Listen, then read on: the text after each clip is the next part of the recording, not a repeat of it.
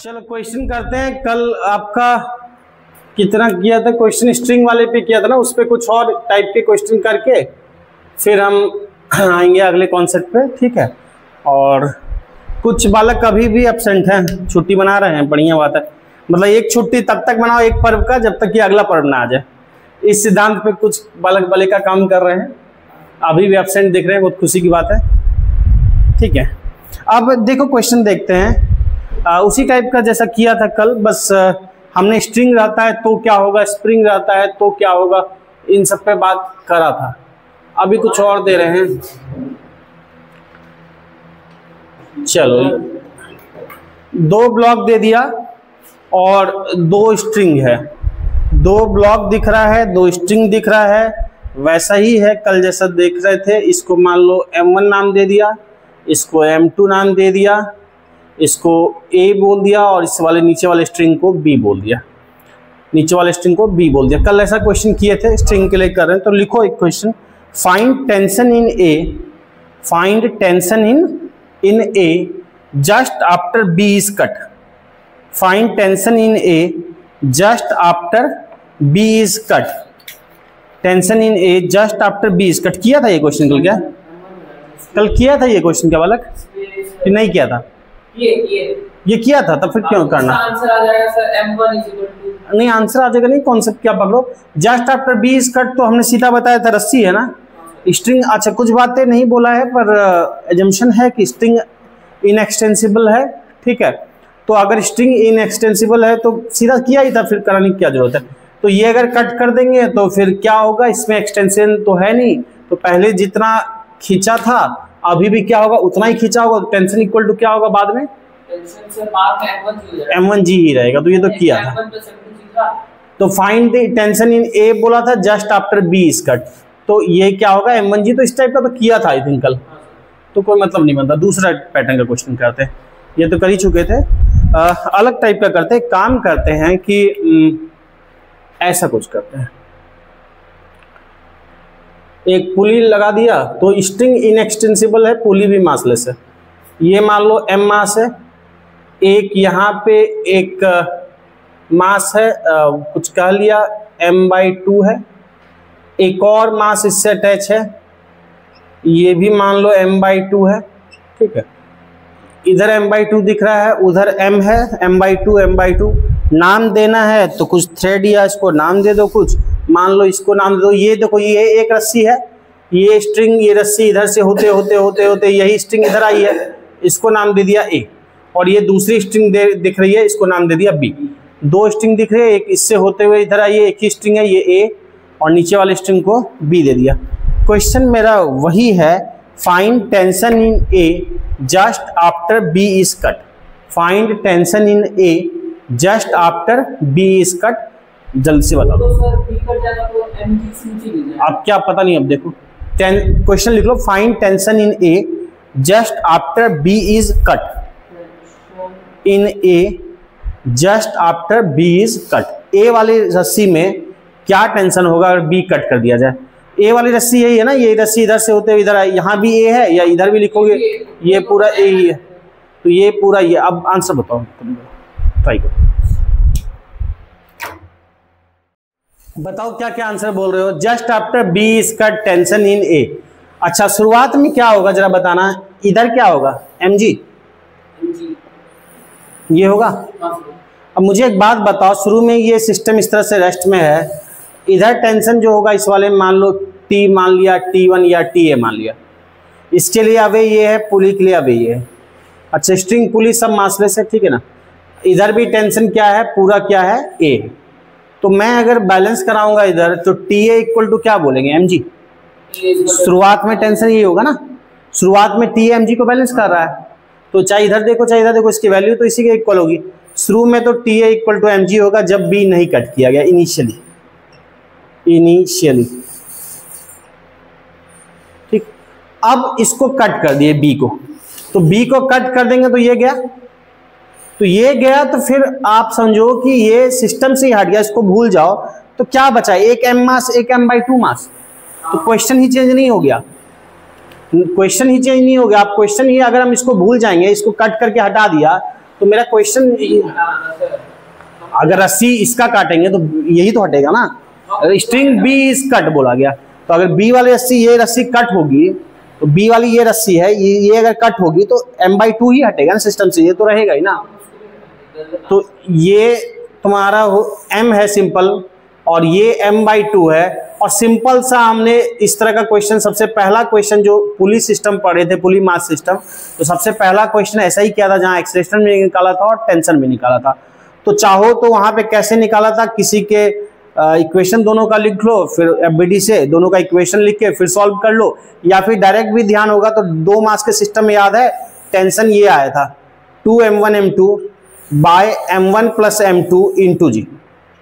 हमने सॉल्व भी किया था, वहां पे टेंशन निकाला था, हमने एक्सेलरेशन लिखा था driving minus opposing by total, और किसी भी एक इक्वेशन में उसकी वैल्यू पुट कर दी थी, हमको टेंशन मिला था जो इतना मिला था 2m1m2 bye m1 plus m2 into जी। ये करना आता है ना, ऐसा क्वेश्चन करना आता है जब सिंगल हो तो, सिंपल केस है, सबसे पहला ये क्वेश्चन कराया था, तो इसका आया था यही result 2m1m2 bye m1 plus m2। तो ये रिजल्ट भी ध्यान हो तो कोई नुकसान नहीं है, अदरवाइज नहीं तो सबसे पहला क्वेश्चन था, पीछे पलट के देख लेना, एक्सेलरेशन निकाला था और किसी के इक्वेशन में पुट कर दिया।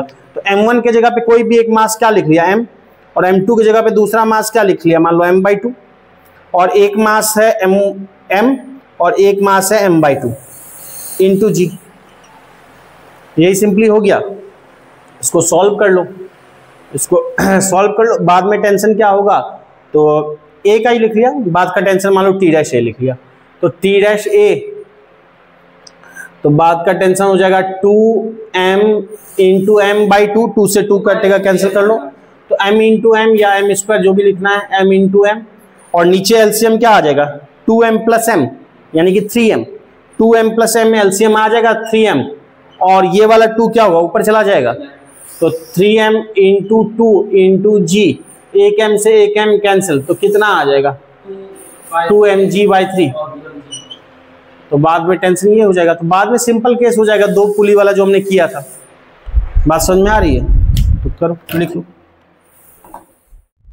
अब नया क्वेश्चन दे रहे हैं, कुछ भी नहीं खास कर रहे, ध्यान देना, जो पहले क्वेश्चन था ना वही है, बस हमने क्या किया कि यहाँ पे जो है ये टेंशन वगैरह जो लग रहा था वही है, find tension in A when string B is cut, सारी बातें वही है, बस हमने क्या किया कि इधर साइड स्ट्रिंग को जगह पे रख दिया स्प्रिंग, एक स्प्रिंग अटैच कर दिया, और ये है m, एक हमने स्प्रिंग अटैच कर दिया। अब टेंशन बताना है a में कितना होगा, बाकी सेम बात है। स्ट्रिंग b को कट कर दिया गया, a में हमने एक साइड क्या लगा दिया, एक स्प्रिंग लगा दिया। अब टेंशन बताना है जब b को कट कर दिया जाएगा, after b is cut, a में कितना टेंशन होगा, बताओ।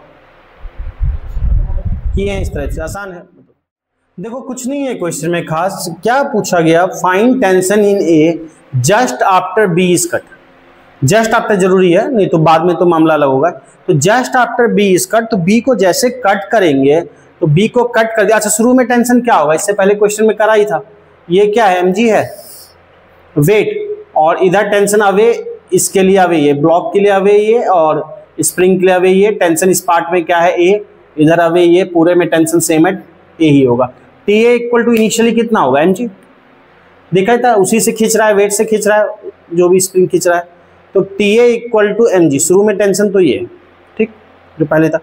अब यहाँ स्ट्रिंग लगा है कि स्प्रिंग लगा है, स्प्रिंग लगा है, तो स्प्रिंग से क्या होगा कि अगर ये कट भी जाता है ना, तो स्प्रिंग हमने बताया था कल ना कि स्प्रिंग क्या होगा, तुरंत रिलैक्स नहीं होगा। स्प्रिंग अपने इनर्शिया के कारण जस्ट आफ्टर दी कट, तो अपने इनर्शिया के कारण उस समय क्या रहेगा, वो उसी पोजीशन में रहेगा, स्प्रिंग खींचा ही रहेगा। बात समझो, स्प्रिंग खींचा ही रहेगा, जैसे पोजीशन में उसको रिलैक्स होने में धीरे धीरे टाइम लगेगा। जस्ट आफ्टर दी कट क्या होगा, जस्ट आफ्टर दी कट यही टेंशन बना रहेगा, कोई असर नहीं पड़ेगा रस्सी का, क्योंकि अपने ये क्या है, स्प्रिंग के कारण इसका जो शुरू में लेंथ था m मास जब लटकाए हैं, तो स्प्रिंग की लेंथ क्या हो गई, बढ़ गई ना, स्प्रिंग की लेंथ बढ़ गई इस टेंशन के कारण, इस वेट के कारण। तो जब इसका मास, सॉरी, इसके वेट के कारण जब इसकी लेंथ बढ़ गई, तो जैसे ही कट होगा ये, तो ये पार्ट नीचे आना चाहेगा, ये ऊपर जाना चाहेगा, लेकिन तुरंत स्प्रिंग क्या होगा, रिलैक्स नहीं होगा, ये तना ही रहेगा, ये इसमें टेंशन उतना ही रहेगा उस पार्ट में।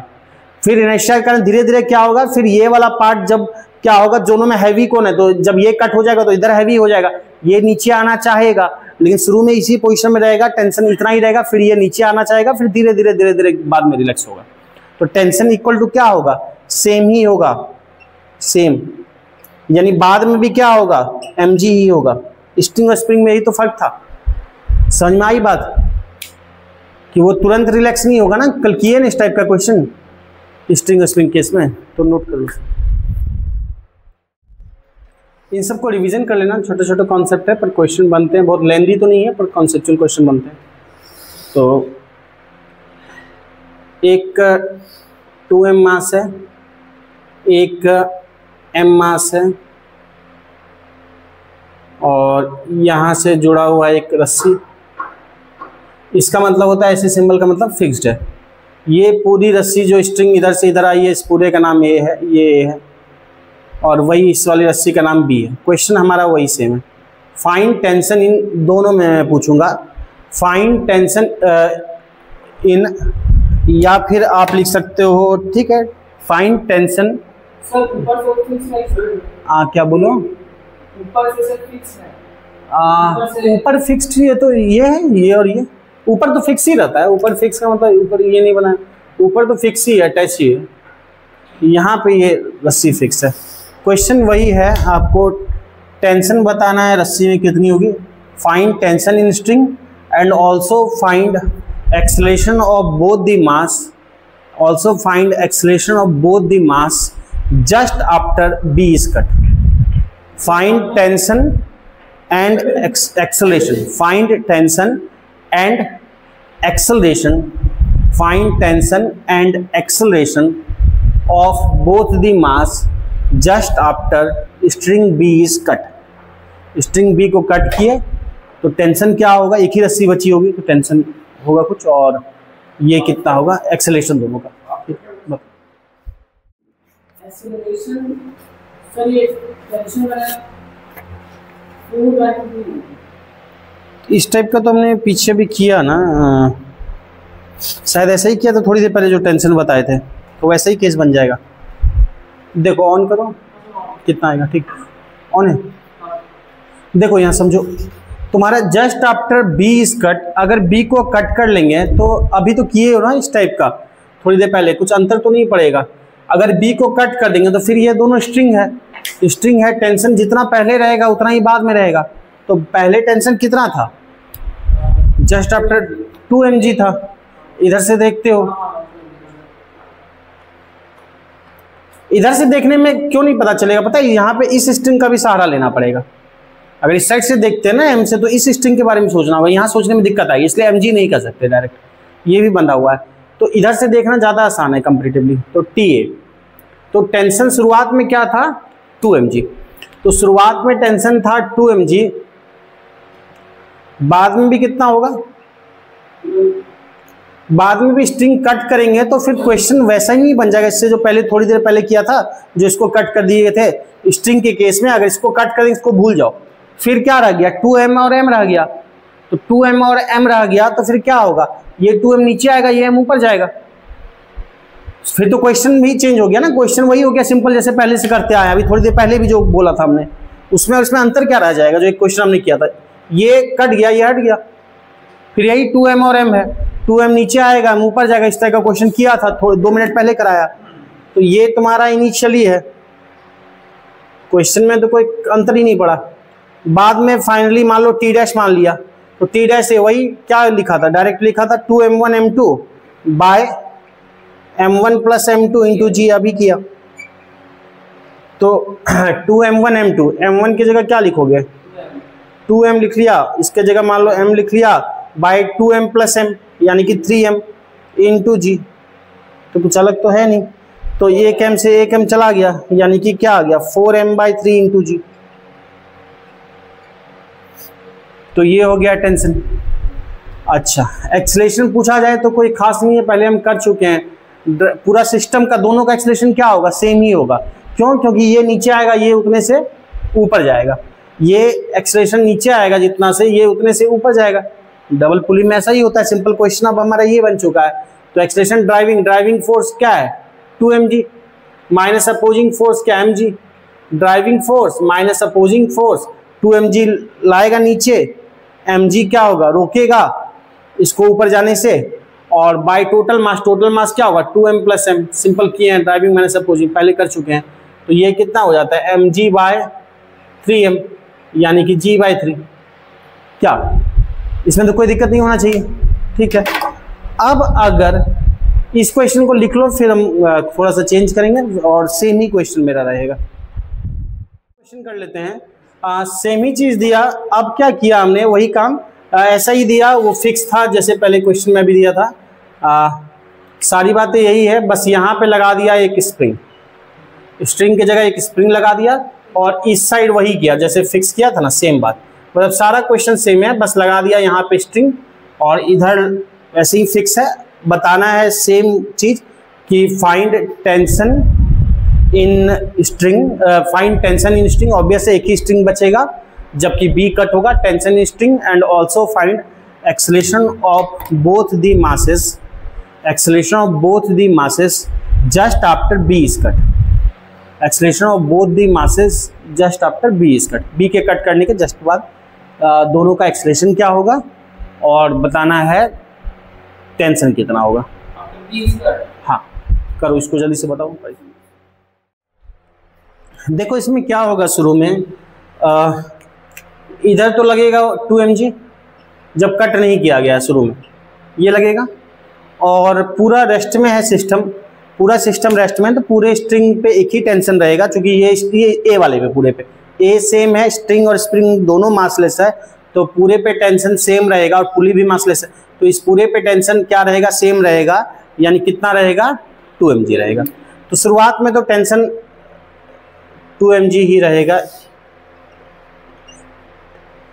अब क्या होगा, जब स्प्रिंग, जब बी को कट कर देंगे, अब जरा समझना बात को, बी को जैसे कट करते हो ना, क्या होता है, बी को जैसे कट करोगे, बी ने क्या किया हुआ है, ए को पकड़ा हुआ, सॉरी एम मास को पकड़ा हुआ है, बी ने एम मास को पकड़ा हुआ है, जिसकी वजह से इसमें क्या हो रहा है, रस्सी में टेंशन क्रिएट हो रहा है। अब देखो एम मास है, उसको बी खींच के रखा हुआ है, टेंशन क्रिएट हो रहा है, एम मास को बी वाली रस्सी क्या है, खींच के रखी है, टेंशन क्रिएट हुआ है। जैसे हमने इस रस्सी को काट दिया, तो इस रस्सी को काट दिया, तो बी क्या होगा, रिलैक्स हो जाएगा, तो बी क्या करेगा, ऊपर भागेगा, क्योंकि बी इस रस्सी की वजह से इस पोजीशन में है, इस रस्सी ने खींचा ना, अगर रस्सी लूज होती, लूज नहीं है, स्ट्रिंग टाइट है, अगर रस्सी लूज होती तब तो फिर क्या है, ऑल स्ट्रिंग्स आर टाइट, ये बात लिखा होगा क्वेश्चन में, लिखा होगा, तो ऑल स्ट्रिंग्स आर टाइट, तो इसमें खींचा है, तनाव है, टेंशन है, जिसके कारण क्या है, अपनी पोजीशन में जैसे कट करोगे रिलीज होगा, ये क्या होगा, ऊपर भागेगा, और ये तुरंत रिलैक्स नहीं होगा, ये क्या होगा, चूंकि स्प्रिंग है, कुछ एक्सटेंड हुआ है इनर्शिया के कारण, वो अपने पोजीशन पे कुछ देर बने रहेगी, ये भाग जाएगा ऊपर, उसके बाद फिर ये तब नीचे आना शुरू होगा। तो जस्ट कटिंग के समय में क्या होगा, ये अपनी जगह पे बना रहेगा, तो इसमें कोई चेंज नहीं आएगा, इधर साइड जो पहले हो रहा था बाद में भी वही होगा। तो अगर मैं 2m मास के लिए बात करूं, चाहे एक्सेलरेशन के लिए बात करूं, चाहे जिसके लिए 2m, अगर पहले एक्सेलरेशन 0 था तो बाद में भी 0 होगा, तो 2m में मामला क्या रहेगा, सेम ही रहेगा, 2m में मामला सेम रहेगा, जैसा पहले हो रहा था वैसा ही बाद में होगा, इसमें कुछ चेंज नहीं आएगा। हम m साइड के लिए देखेंगे, इसमें चेंज आ जाएगा। अगर पहले इधर स्ट्रिंग में देखेंगे तो टेंशन 2mg है, पहले 2mg ही होगा, बाद में इसका FBD बनाते हैं, फ्री बॉडी डायग्राम, तो क्या क्या लगेगा, अब इस नीचे वाले स्ट्रिंग का कनेक्शन नहीं रहा, कोई मतलब नहीं है बी से, बी कट हो चुका है, तो इसका वेट नीचे लगेगा mg, और क्या लगेगा, रस्सी है तो क्या लगेगा, टेंशन लगेगा, समझ में आ रही बात, टेंशन लगेगा। तो अब नेट क्या होगा, अब नेट ये चूंकि इसकी वजह से इस पोजीशन बना था, टाइट था, कट किया तो ये क्या भागेगा, ऊपर भागेगा, तो नेट एक्सेलरेशन किधर होना चाहेगा, अपवर्ड, बात समझ में आ रही है, तो नेट एक्सेलरेशन अपवर्ड होगा, और t की वैल्यू कितने के इक्वल है, पूरा स्ट्रिंग है 2mg, तो हम एक्सेलरेशन निकाल सकते हैं, driving minus opposing by total, तो उतने एक्सेलरेशन से ये ऊपर भागेगा, बात समझ में आई। उस इंस्टेंट पे अगर बोलेंगे ये t जो है पूरी स्ट्रिंग सेम है, तो टेंशन कितना है, अभी 2mg है फिलहाल, तो 2mg था पहले, तो 2mg इधर था, तो एक्सेलरेशन क्या होगा, नेट 2mg ऊपर माइनस नीचे mg divide by total mass, total mass क्या है, m है, समझ में आ रही है बात, ये 2mg के इक्वल था ना, जैसे कट हुआ, तो इसमें ऐसे में क्या हो जाएगा, यानी mg बाय m, यानी ये क्या होगा, g से क्या होगा, ऊपर भागेगा, g वैल्यू है, g का मतलब ये नहीं है कि डाउनवर्ड, G से 9.8 से ऊपर भागेगा।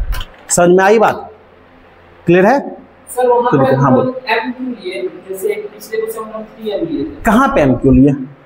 ये 2mg minus mg bye 3M हम कहाँ लिए थे? पिछले कहीं नहीं लिए। वो तो हम 10 निकाले थे question, T equal to 2m1 m2 by m1 plus m2।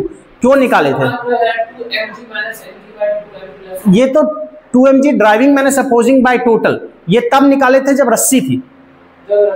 रस्सी के केस में क्या होगा कि तुरंत ये कटा, रिलीज हुआ, ये वाला नीचे आने लगेगा, ये ऊपर भागने लगेगा तुरंत।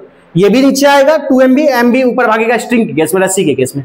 लेकिन जब स्प्रिंग लगा होगा तो इसको ये कुछ देर तक अपने इनर्शिया के कारण जो खिंचाव है उसी पोजीशन में रहेगा। स्प्रिंग रिलैक्स तुरंत नहीं होता, धीरे धीरे रिलैक्स होगा। जस्ट आफ्टर इंस्टेंट ये अपनी जगह बना रहेगा, ये यहीं का यहीं रहेगा इसी पोजीशन पे। ये लेंथ अगर यहां से लेकर पुली की ये लेंथ अगर 5 सेंटीमीटर है तो ये 5 ही बनी रहेगी जस्ट के बाद। ये लेंथ अगर से 5 है तो ये 5 से 4 हो जाएगा, 3 हो जाएगा, 2 हो जाएगा, धीरे धीरे सिमट जाएगा। जब ये पूरा जाएगा फिर कुछ देर बाद तब ये नीचे आना शुरू होगा, रिलैक्स होगा, मतलब ये तुरंत पोजीशन नहीं होगा। समझ में आ रही बात? तो ये क्या होगा, इस वाले में क्या होगा, ये तुरंत रिलैक्स नहीं होगा। और जब अगर स्ट्रिंग होती तो ये तुरंत रिलैक्स होगा, ये ऊपर भागेगा, ये नीचे आएगा। लेकिन ये इनर्शिया करंट का खिंचाव के कारण ये तुरंत रिलैक्स नहीं होगा, धीरे धीरे रिलैक्स होगा, अपने जो पोजीशन होगा। तो बात समझ में आया? तो इतना पार्ट आपका हो गया। इस पैटर्न पे काफी क्वेश्चन किया। अब इसमें एक टॉपिक रह जाता है वेज कांस्टेंट, जो मैं बताऊंगा क्वेश्चन उस पे कराऊंगा। वो आपका वेज हमने 2 पार्ट में देखा था, एक कांस्टेंट मोशन करके देखा था जो आपका बेसिक हमने देख लिया था जेई लेवल पे। अब वेज वाला जो पार्ट है वो प्योरली एडवांस लेवल पे है, उसको भी कराऊंगा। लेकिन उसके लिए क्या है कि अभी फ्रिक्शन में सिलेबस आपका काफी अभी रह गया है, तो कल मैं फ्रिक्शन स्टार्ट करूंगा और उसके बाद फिर वेज बीच में एक्स्ट्रा क्लास लगेगी तब, या बीच में जब मौका मिलेगा तो वेज कांस्टेंट मैं करा दूंगा। 2 लेक्चर करीब लगेगा कम से कम वेज पे। वेज के कारण जो क्वेश्चन होता है उसमें अलग अलग टाइप का पैटर्न का वो देखेंगे, प्योरली एडवांस का वो। ठीक है, चलो।